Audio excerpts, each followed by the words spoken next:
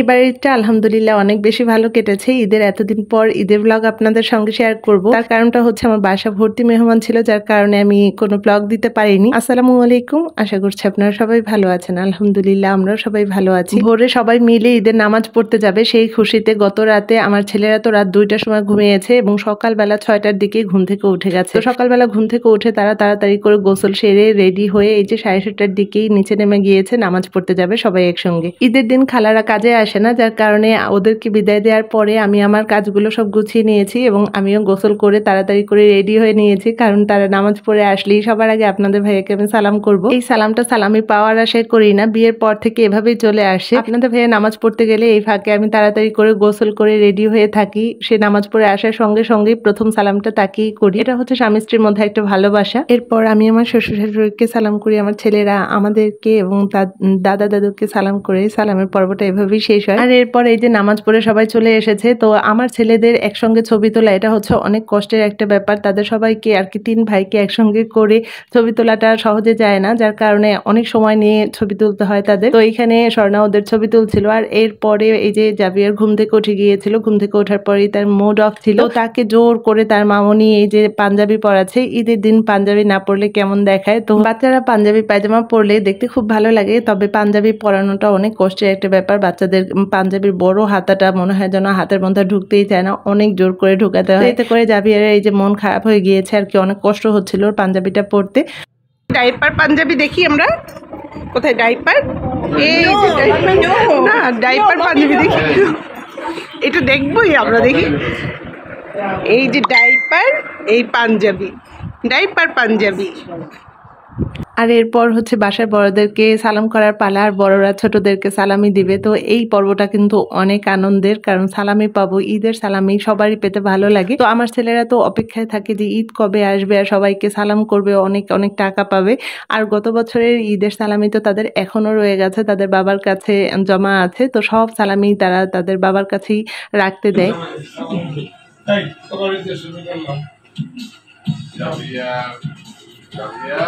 Javier তোমার ঈদের সালামি, জাভিয়ার তোমার ঈদের সালামি।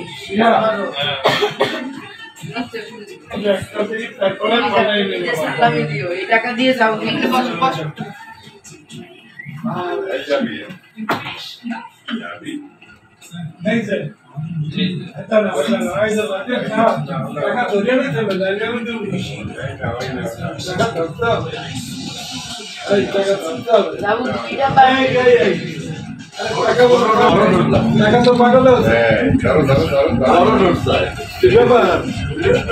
ওকে 1000 টাকাটা দাও, দেখো কেমন রাখছে।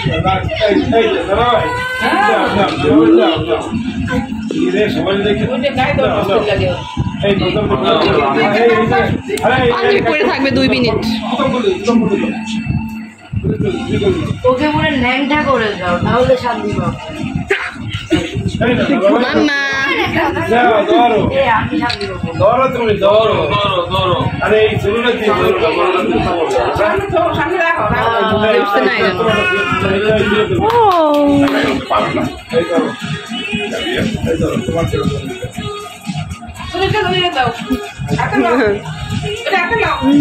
গতবার এটা আমি ওর কাছেই রাখছি।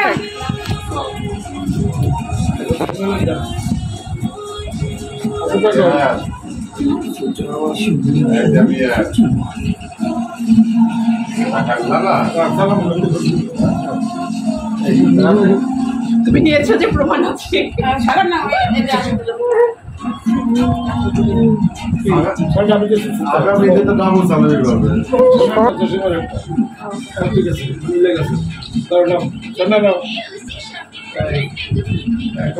স্বর্ণাটাও কিন্তু এই আছে, প্রমাণ আছে।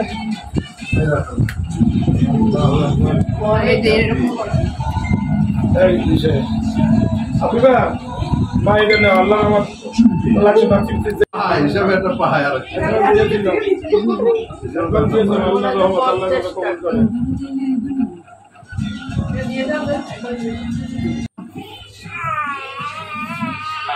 দেখো তাজ, দেখো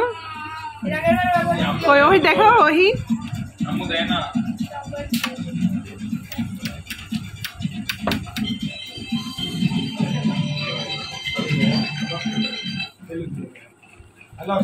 সারা রাতে এত টাকা?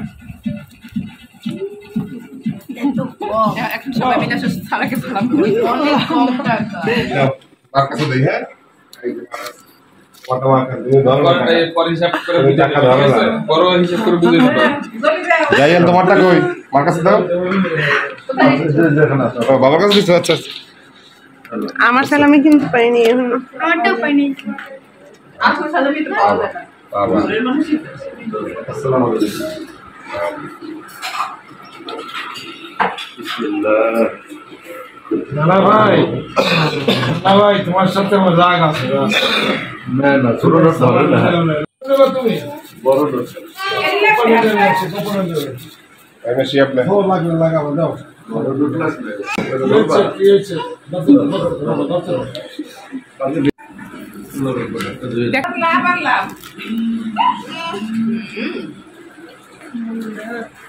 ওরে টাকা সিজনে দেই দিতে পারে তাই আমি এই কাজে যাই না আর কি, এই দায়িত্বটা নিই না, কারণ একটু পর পরই তারা আমার কাছে আসবে, মামুনি টাকাগুলো দাও, তো টাকাগুলো নেবে আর বারবার গুনবে, তো এটা আমার কাছে অনেক বিরক্ত লাগে।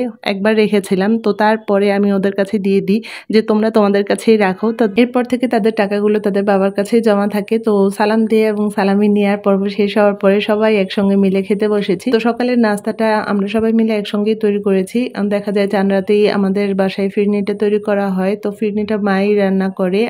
আর আফিফা তৈরি করেছিল নবাবী সেমাই আর পুডিং, এটা গতকালই তৈরি করে রেখেছিল। আমিও ডাবের পুডিং এবং কেকটা গতকালকে তৈরি করে রেখেছি। আর কেকটা গতকালকে আর কি একদিন আগেই তৈরি করা, কারণ এটা ফ্রিজে থাকলে বেশি ভালো হয়, এটা সেট হতে একটু সময় লাগে আর কি, ফ্রিজে থাকলে এটা খেতেও ভালো লাগে। আর ডাবের পুডিংটা তো এই গরমে একদম ঠান্ডা ঠান্ডা খেতেই ভালো লাগে, যার কারণে আমি গতকাল তৈরি করে রেখেছিলাম এটা। আর দেখা যায় চান রাতে তো ডাব পাওয়া যায় না, এটা আগে থেকেই কেনা ছিল। আর ডাবের পুডিং তৈরি করতে হলে কিন্তু ভেতরের ডাবের অংশটা একটু শক্ত হলে ভালো হয়। তো এরপরে এই যে আমি আজকে সকালবেলা চটপটি রান্না করেছি, কারণ চটপটিটা একদম গরম গরম খেতে হবে, যার কারণে আজকে সকালবেলা এটা তৈরি করেছি। তো এরপরে সবাই একসঙ্গে মিলে নাস্তার পর্বটা আমরা শেষ করলাম। আর এইদিকে মা রান্না করছে, রান্নার বাড়া সবকিছু মাই করেছে। আর এইদিকে ক্যাশনাট সালাদ তৈরি করেছে আফিফা, ক্যাশনাট সালাদটা অনেক মজা হয়েছিল। তো এরপরে আমরা কিছু সময় ছবি টবি তুললাম আর কি, সকালে নাস্তা করার পরে সবাই যে যার মতো সময় কাটালাম। এরপরে এই যে দুপুরে খাওয়ার সময় হয়ে গেছে, আমরা সবাই একসঙ্গে মিলে এখন খেতে বসেছি। তো দুপুরের খাবারে ছিল রোস্ট, তারপরে খাসির মাংস,